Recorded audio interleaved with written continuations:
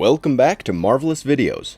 I'm Rylan, and this is 14 freakishly ugly genetically mutated monsters, explored in great detail. What are monsters? Scary, horrid, grotesque creatures that are supposed to send shivers down your spines and cause jump scares. Or someone more intelligent, like Hannibal Lecter or the Joker. Well, yes, all these monsters are effective and efficiently horrifying, but they all have a specific purpose and motive. While some of them evoke sheer terror, the others lead us to feel inner claustrophobia and a sense of dread. While John Carpenter's The Thing may make us sweat and bite our fingernails, David Cronenberg's Brundlefly may give us pangs of nausea and aversion. These two films got their monsters right and succeeded as great pieces of cinematic work. But that's not the case with all monsters that feature on screen. Only a few remain memorable and never die in the hearts and minds of viewers, despite dying on screen. These monsters are essentially an adventure in their own right, and it's a combination of several factors that makes them potent enough to provide the viewers with some hard time and adrenaline rush. In some cases, actors and the special effects crew spend laborious hours creating something out of raw material resources, while other monsters are brought to life using some high-quality CGI. But no matter what the case, the adrenaline rush whenever these abominable creatures pop on screen is always insane. Now, there are various kinds of monsters and villains, like aliens, ghosts, undead creatures, etc. But one specific kind that runs a shiver down one's spine the most is the genetically mutated monsters. These monstrous abominations come in various shapes and sizes, but what makes them unique is the fact that they were created by some human who wanted to play God by bending the laws of science, or the unfortunate victim of a human who gets genetically mutated into a horrific entity. This is a world far from the threats of mythology, and even God for that matter, where terror walks hand in hand with science. So, in this video, we will take a look at the 14 freakishly ugly genetically enhanced monsters that were featured in films. Without further ado, let's jump in. However, before we get into today's explanation, we have a very small request. If you like our content, please support us by subscribing to our channel. This is a small click for you, but for us, it means a lot. Thanks. Now, let's begin.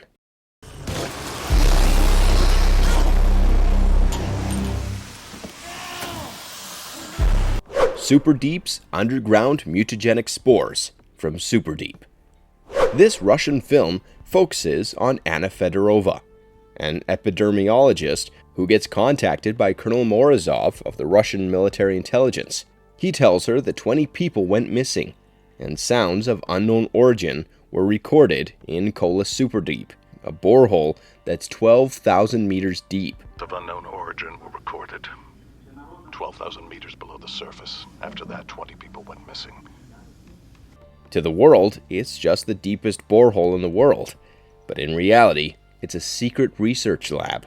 Also, there were reports of the head of research at Kola Superdeep was hiding traces and evidence of an unknown disease. Research Grigoriev has been denounced for hiding data on a supposedly unknown disease.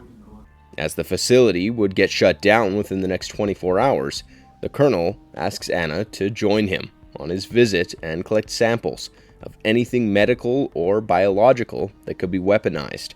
Colonel Morozov, Anna, and a team of soldiers, led by Major Sergei Makiev, reach Kola Superdeep in Murmansk. At Kola Superdeep, Anna discovers a cellular parasite that takes control of the body and mutates humans into hideous beasts with several deformities. But what's worse is that it also melds and conjoins humans to form a monster that's a combination of several hosts. So, what Anna discovered in the Superdeep was a cellular parasite that controlled the muscular and nervous systems to transform people into hideous monsters. The cellular parasite creates other forms of monsters for different purposes.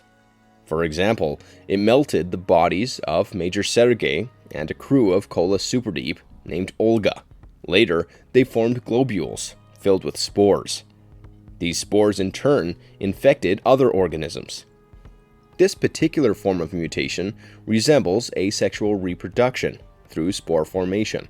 Thus, the cellular parasite can reproduce on its own, a capability that makes it a more significant threat than it already is. The cellular parasite behaved similarly to cordyceps, a unique fungus that infects ants and then forces them to return to their nest, where it releases spores to infect the entire colony.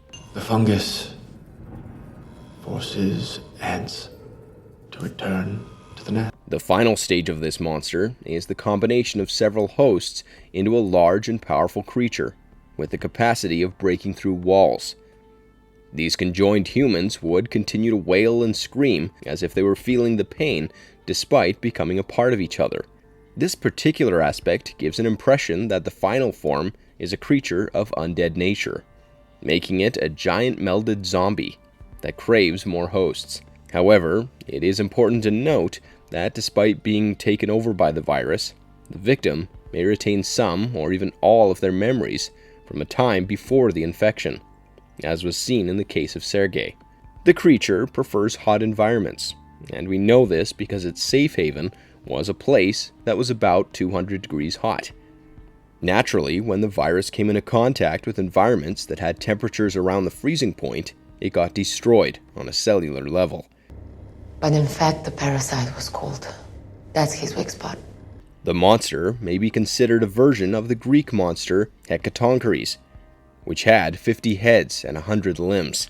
It is important to note that the film bears an uncanny resemblance with Neil Blomkamp's short film Zygote. The monster in this film was a golem made of human corpses.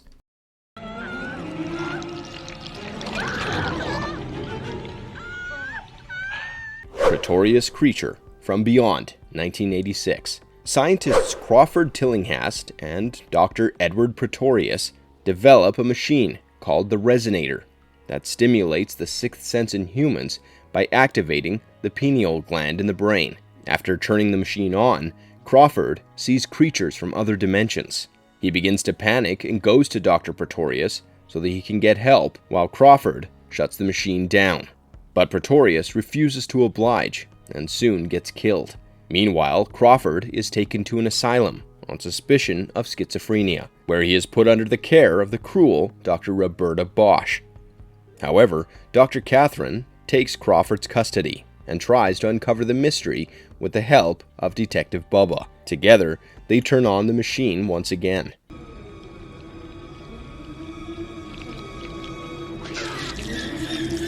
And we see Dr. Pretorius coming back to life in the form of an ugly Frankenstein-styled Lovecraftian tentacled beast who is hell-bent on killing people.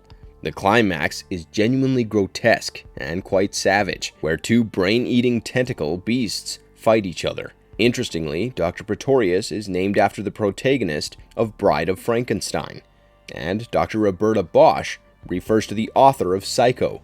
These names exemplify the themes of monstrosity and psychology.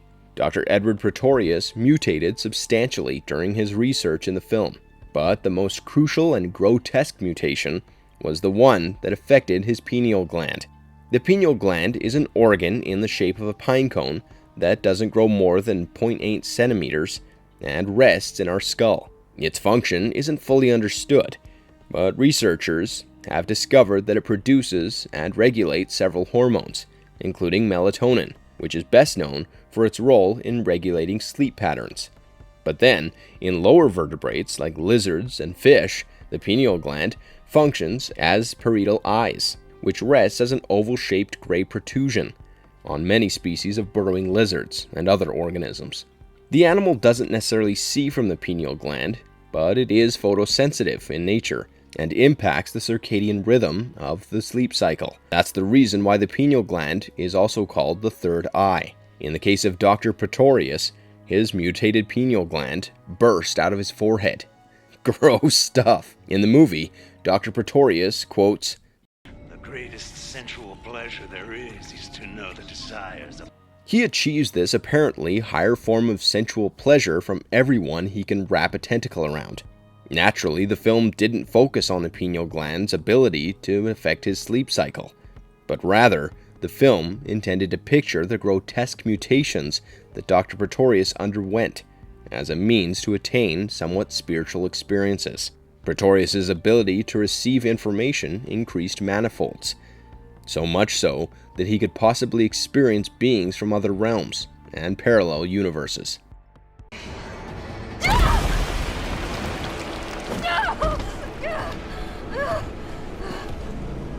Nemesis, from the Resident Evil game series.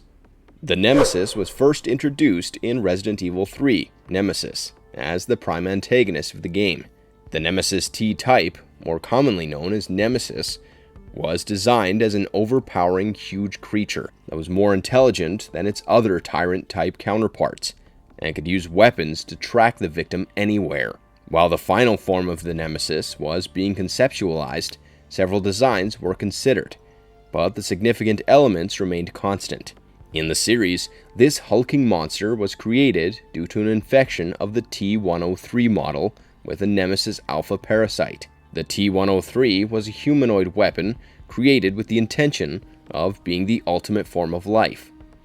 The origin of the parasite is detailed in the 2020 remake and revealed to be a genetic modified version of the Las Plagas parasite, which was introduced in the 2005 game Resident Evil 4. After the infection, the Nemesis alpha parasite controlled its host and nervous system, creating its own brain, and allowing the monster to take precise instructions and make independent decisions. This decision-making ability was the reason why the Nemesis didn't need constant directions from someone else. In his initial form, the Nemesis wore gloves, boots, an overcoat, and a pair of trousers. Furthermore, he possessed a rocket launcher on his left arm. The Nemesis alpha parasite secretes enzymes that gives the monster extremely enhanced regenerative abilities, making him almost impervious to incoming damage. You may be able to put it down using an ample amount of ammo, but in the end, it would rise back up and resume its hunt. But eventually, it would evolve and develop unexpected mutations and side effects, such as damaged skin and surplus tentacles. In the end, the monster's survival instincts overpower the programming and cause the host to reject the Nemesis alpha parasite. After this, the monster transforms into a massive digestive organ with several bony protrusions and enlarged tentacles. Because of this sort of physiology, it also manages to crawl towards its prey, and its intelligence also diminishes. Many publications consider Nemesis as one of the most intimidating and terrifying monsters in the gaming world, and if it's a list about genetically mutated monsters, there is no way that Nemesis would ever be excluded.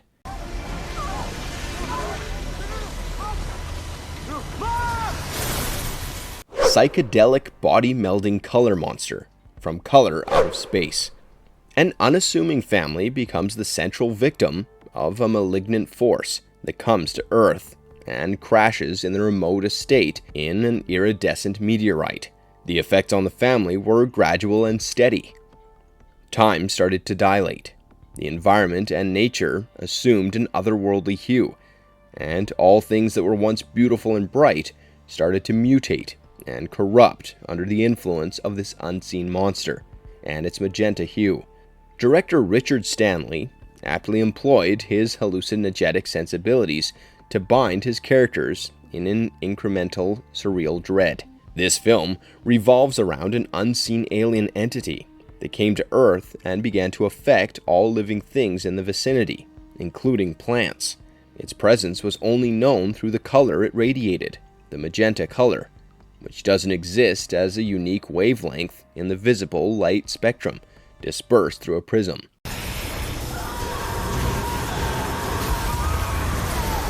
It is an extraspectral color that humans perceive through a particular interaction of the optical rods of the eyes that detect blue and red light in specific circumstances. Interestingly, blue is often attributed to be good and red to evil. And it seems that director Stanley suggests that the alien entity is beyond the concepts of good and evil, or maybe it is simultaneously evil and good all at once. We get a glimpse of the color monster's homeworld in the form of a vision. It looks like a rocky planet that was filled with worms of all shapes and sizes. This planet had a magenta-colored star, which engulfed the planet in magenta sunlight. But since there's no known existence of a star with such colors, it may hail from another universe altogether. This explains the several abilities and powers of the color monster, like shrinking and dilating time. Like 1 second it was daytime, and then all of a sudden it was so dark I couldn't even find that. Apart from this, it also controls electromagnetic energy and other related aspects such as television and phone signals, etc. Targeted lightning strikes struck the meteor in which the being landed, signifying that nature itself wasn't far from its control. The lightning disintegrated the rock, and the constituents penetrated through the soil and reached the water table. After spreading through water, it took a parasitic form and thrived on the energy of those it infected, getting more robust in the process. Due to it, flowers changed their appearance, new vegetation had cropped up, vegetables ripened before their time, but they remained inedible nonetheless. Apart from these aspects, the color monster and its energy had the power to meld organisms together.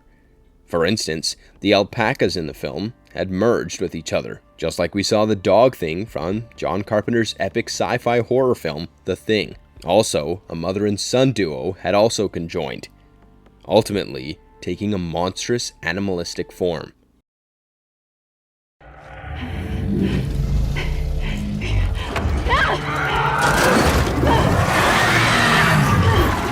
The Rat King, from The Last of Us 2, the video game. A brain-altering fungal infection starts to spread in the year 2013. By 2033, more than half of the population has gotten infected by the cordyceps brain infection disease, which manifests in 4 stages. The first stage is that of a runner, in which state people have increased speed, but fail to land any several blow on their opponents. After 14 days of the infection, these runners upgrade into stalkers, who close in on their targets with tactical abilities and have the speed and strength of runners. After a year, the stalkers further evolve into clickers. These creatures have further increased strength and stamina. Their faces get completely disfigured at this point, and they move through echolocation, like bats. The last stage of infection makes a person a bloater. Bloaters remain true to their names and resemble humanoid in stature, but apart from that, they lack any and all humanistic features. The bloaters have more strength than any of their previous forms. However, there's another stage, or rather, an anomaly named the Rat King, which is the combination of several stalkers, clickers, and a bloater. This enormously powerful creature is strong and resilient. It has the capacity to destroy buildings and large vehicles. The Rat King is assumed to be the result of a prolonged infection of about 25 years. It is an amalgamation of various creatures, and some may break off from the main body and attack individually. Killing it is quite difficult and time-consuming as well, because it is practically a sink for incoming damage.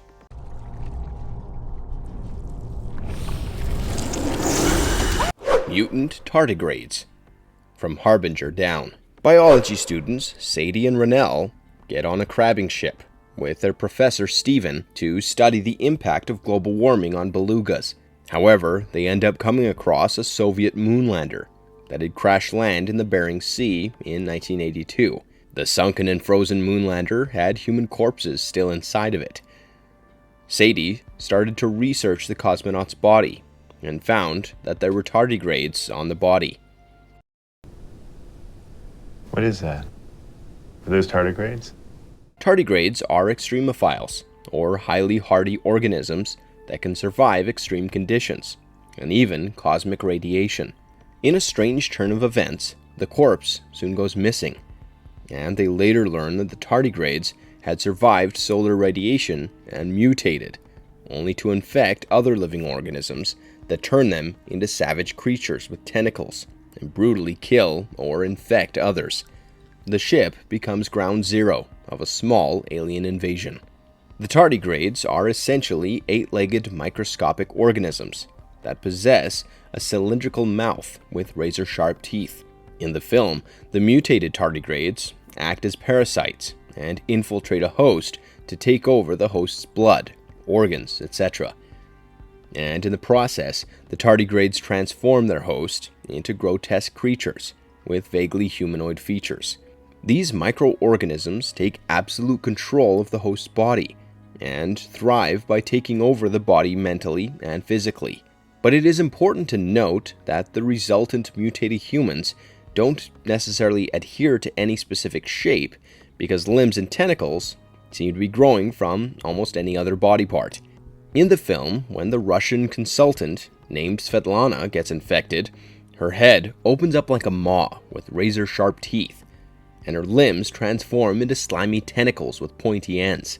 On the other hand, 2 other characters, Steven and Doc, underwent similar horrid transformations. Interestingly enough, the bodies of Steven and Doc couldn't bear the mutations, and they succumbed. The tardigrade infection also enabled Steven to shoot corrosive fluid. At one point in the film, Graf, played by Lance Hendrickson, mentions how the monster is able to bend steel as if it was rubber. And strong enough to bend that drive shaft. To sum it up, the mutant tardigrades can assimilate biomass, absorb DNA, shapeshift, infect others, and create several different objects from pure matter. Necromorphs, from the Dead Space video game. Necromorphs are essentially created through alien objects called markers. These objects emit concentrated and targeted electromagnetic rays that change and reanimate dead tissue on a cellular level, hence creating necromorphs. The electromagnetic signal doesn't just change the dead tissues, but also alters the minds of relatively intelligent organisms that develop issues like dementia, and also provoke suicidal and homicidal actions. This lays out a rich field of fodder for future necromorph infections. After creating a few necromorphs, these undead beasts hunt other living organisms, so that their corpses and carcasses could be used to create newer necromorphs, either through infection or through the use of a marker.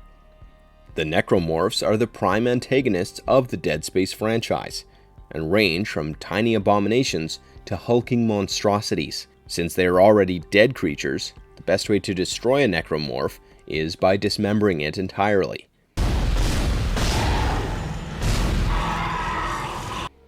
All necromorphs are incredibly resilient creatures and can survive several extreme environments, including the vacuum of space. This signifies that they don't rely on respiration or any other vascular process. Several of them feature luminescent protrusions and tumors, which are filled with destructive fluids and violently explode when ruptured. It is not a surprise that necromorphs infect other animals apart from humans. In Dead Space Martyr, we witness a necromorph fish, and follows the same traits of common necromorphs. A few of the more grotesque necromorphs are Brute, Hunter, the Hive Mind, etc. Brute is one of the more hardy necromorphs, and remains encased within an exoskeleton, made up of bone and calcified skin. Furthermore, this exoskeleton is spiky and extremely durable.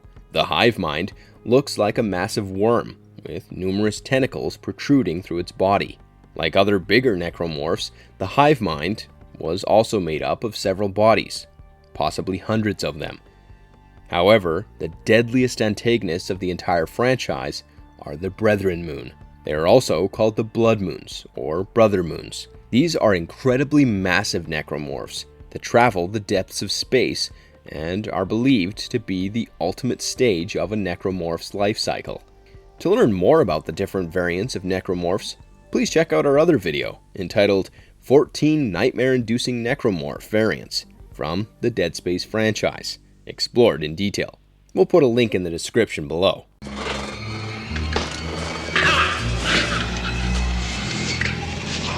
Brundlefly.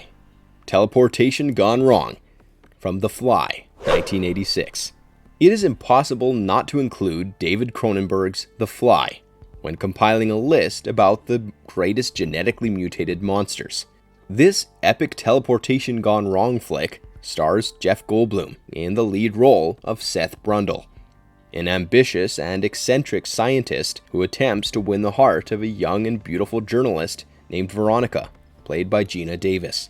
Seth offers Veronica exclusive coverage of his latest invention, a telepod that facilitates the teleportation of matter. Although the telepod manages to transport inanimate and inorganic objects, it has yet to transport living organisms or even tissues. But then one day, Seth gets his much-awaited breakthrough when he successfully teleports a baboon named Typhoon. Seth starts to believe that he has mastered his scientific establishment. Next thing we know, he tries to teleport himself into the machine that he has created. But, unbeknownst to him, a fly had entered the machine just as the teleportation was beginning. Brundle soon becomes the mix of a human and fly. The fly's DNA and his got amalgamated at the molecular DNA level, and Brundle's human instincts soon gave way to uncontrollable primitive impulses. Initially, Seth didn't know that his DNA had spliced with that of a fly, or even the fact that a fly had entered his telepod. However, right now, 50% of his DNA was a fly's. This happened because he had merged with the fly, which implies that the telepod merged living things instead of teleporting them. Over time, Seth's skin begins to rot, and he soon develops the ability to cling to walls, just like a fly. His first stage of transformation gave him faster reflexes, heightened physical strength, cravings for sugar, agitation, and coarse, hairy bristles. Furthermore, he failed to digest normal human food, so he started to regurgitate digestive enzymes on his food before consuming it. As more time passed, he started to lose his fingernails, his teeth, his hair, and even his ears. Once he learned the truth about the teleportation, he deduced that the only way to increase the percentage of human DNA in his body from 50% to 75% was through using the telepod with another human. He soon got to know that his lover, Veronica, was pregnant with his child, and he intended to merge with her to become one ultimate family. After abducting Veronica, Seth's transformation hastened. The little skin that was still there on his body began to erode and fall off. In the final stage of transformation, Seth had metamorphosed into an insectoid bipedal being. This creature, called the Brundlefly, had an elongated head, huge black eyes, a segmented body, and his limbs had grown extra joints.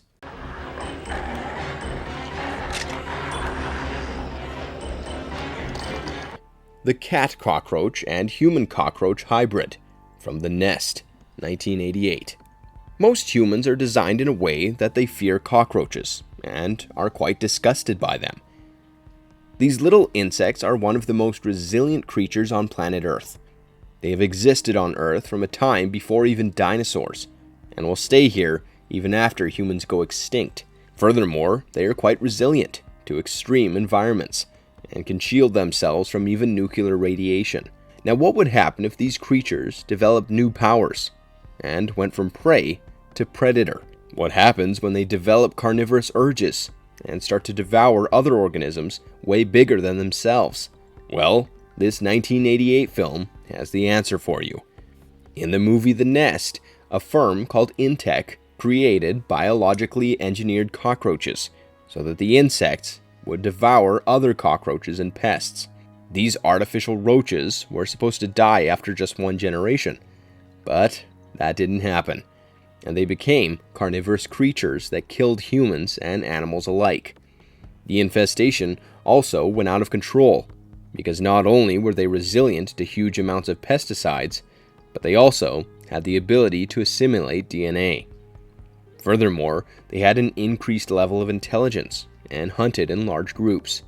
While they themselves were larger than regular roaches and black in color, they assimilated with other organisms to become hybrids. For example, they assimilated with a cat, and the resultant monstrosity was a skinless cat with mandibles, numerous legs, and antennae that arose from the tip of the ears. On the other hand, their assimilation with a human gave way to the queen-human cockroach hybrid, or a man-roach. Even the man-roach was a skinless, skeletal humanoid with mandibles protruding out of its cheek and had patches of hair. This one was a hulking abomination that was made up of several corpses fused together, and many of the faces of these corpses had mandibles of their own. The film reveals that a rather evil firm genetically modified the cockroaches, and that's how they now have powers, like asexual reproduction. Because the females can now give birth to offspring, the resultant roaches are far deadlier than what Integ had created. The special effects used were quite top-notch, and actually comparable with other great movie monsters like The Thing.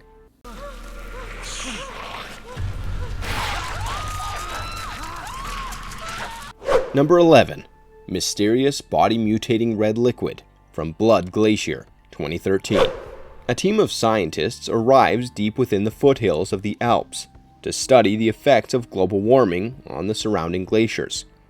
Soon, the scientists discover a strange red liquid oozing from one of the glaciers. Furthermore, it seems to change the genetic makeup of any animal that comes in contact with it. The genetic changes start occurring inside the stomach of the animal as the red liquid combines the DNA of the prey with the DNA of the predator. This results in the forming of a new hybrid organism inside the host's stomach, which eventually burst out of the host's stomach, much like the chest bursters from the Alien franchise. These deadly and mutated life forms will seek to kill anything that moves.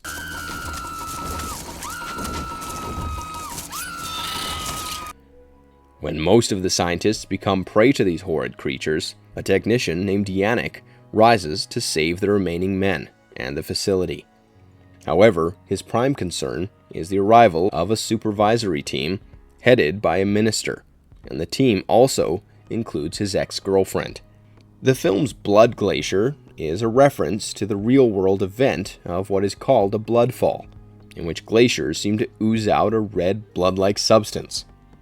Bloodfalls is an outflow of an iron oxide-tainted plume of salt water, flowing from the tongue of Taylor Glacier onto the ice-covered surface of West Lake Boney in the Taylor Valley of the McMurdo Dry Valleys in Victoria Land, East Antarctica.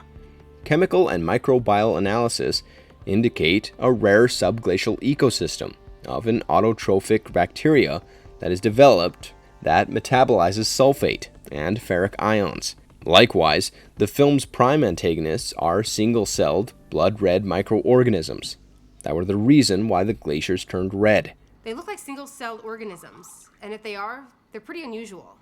Furthermore, they were responsible for various mutations and the creation of hybrid monsters like a moth-deer hybrid, a beetle-fox hybrid, and more. These hybrid combinations reminded us of the Brundlefly, but the special effects could have been done better. It is largely unknown how the bacteria managed to combine the DNA of two organisms. The plot of the film is not altogether fresh and dwells on the overburdened themes of impending doom. The scene where Yannick tends to his ailing dog is heart-wrenching, and we couldn't help but relate this scene to The Thing's Clark and his relationship with the sled dogs.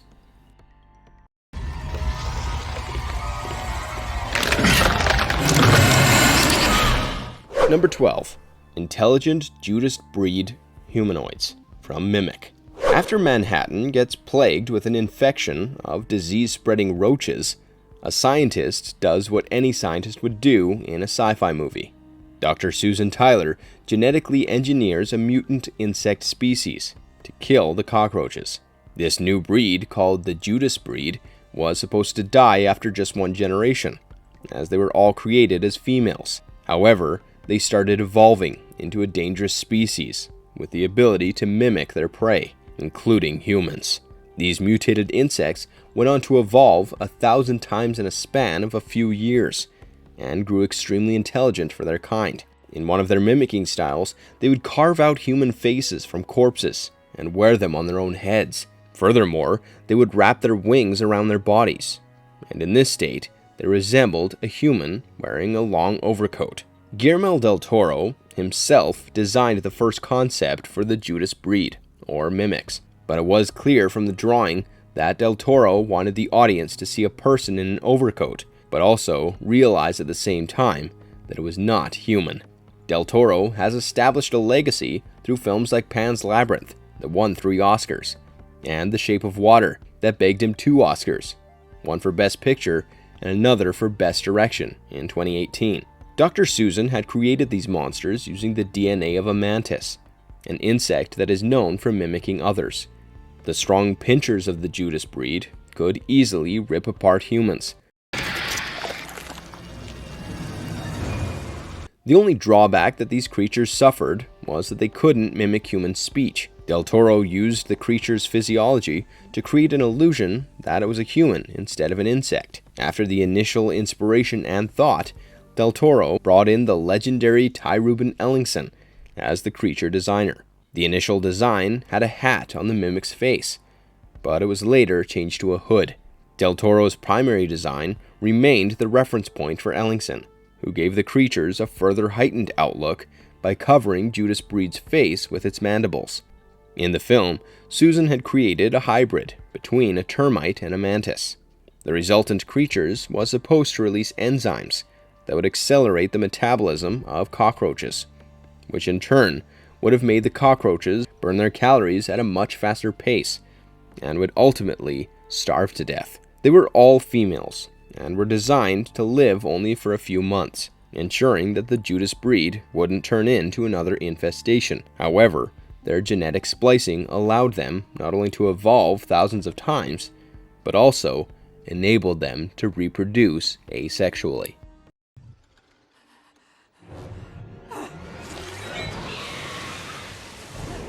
DNA spliced human-animal hybrid, Dren, from Splice, 2009.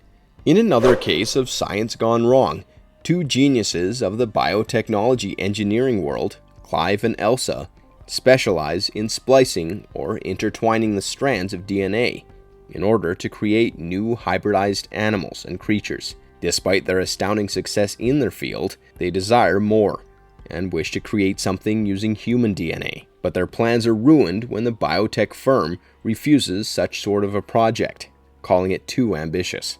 As would be expected, Elsa and Clive finally go on with the experiment in a secret facility, keeping the experiment a secret from their supervisors. The final result of this ambitious project was a creature named Dren.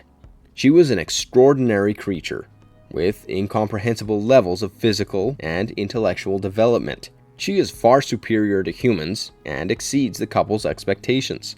However, Elsa and Clive's most tremendous success soon becomes their worst nightmare.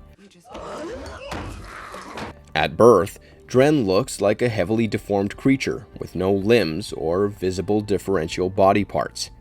But as time passes, she became more and more humanoid in appearance. In her most evolved form, she resembled a hairless human. Furthermore, she had a tail, ending in a pointy tip, 4 fingers on each hand, black eyes, webbed feet, etc. As far as her speech was concerned, she could only create a few sounds like screeches of birds. But what was more thrilling about Dren was her butterfly-like wings and aquatic lungs, which forced her to go underwater every few hours. If you thought that the weird was over, then no. In the latter half of the film, she transformed into a male, revealing that she was a hermaphrodite. But what makes the character of Dren one that would definitely give you an aversion and nausea is that the human DNA in her had come from Elsa, which makes her Clive's daughter. But Dren and Clive consummate, giving the film strictly incestuous and pedophilic themes. After her conversion into a male, she goes on to assault Elsa, which makes the film further disturbing.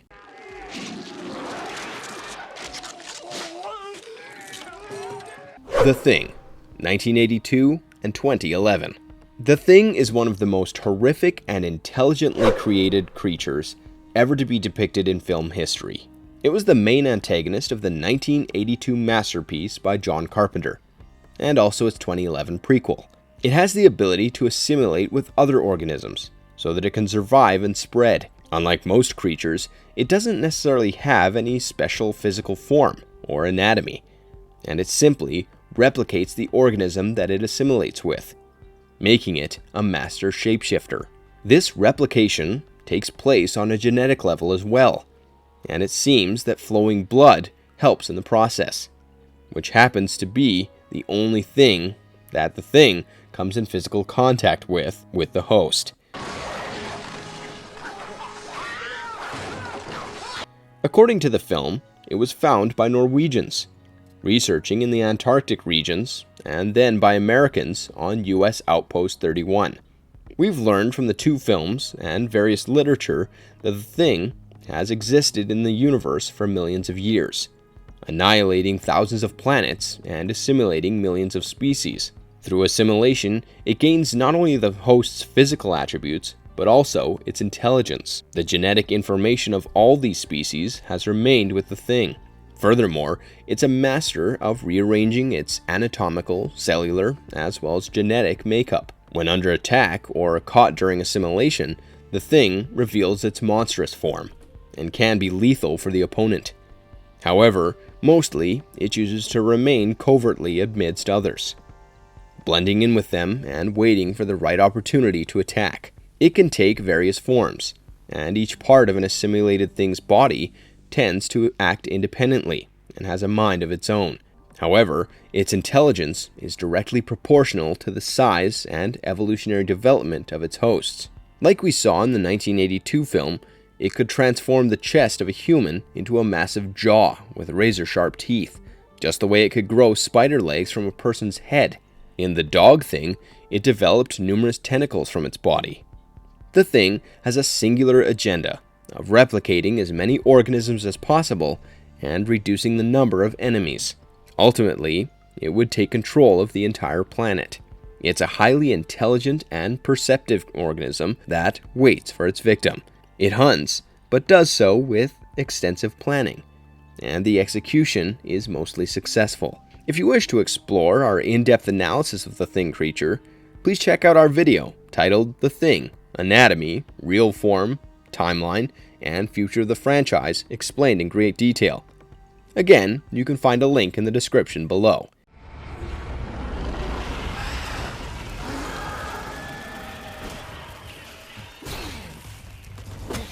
Flood, from the Halo video game. Before we get into what Flood is, let's understand a bit of background. The Halo universe has two crucial species, named the Forerunners and the Precursors. The Forerunners were once upon a time an extraordinarily advanced and ancient alien race who ruled more than 3 million fertile worlds across the Milky Way galaxy, but their empire, Ecumene, largely dismantled 100,000 years ago. On the other hand, the Precursors were a monstrous Lovecraftian race that preceded even the Forerunners, who had the ability to travel between galaxies and accelerate the evolution of sentient life. Over time, the Precursors became more technologically advanced than the Forerunners. But then, there was a war between the two ancient species, in which the Forerunners annihilated the Precursors.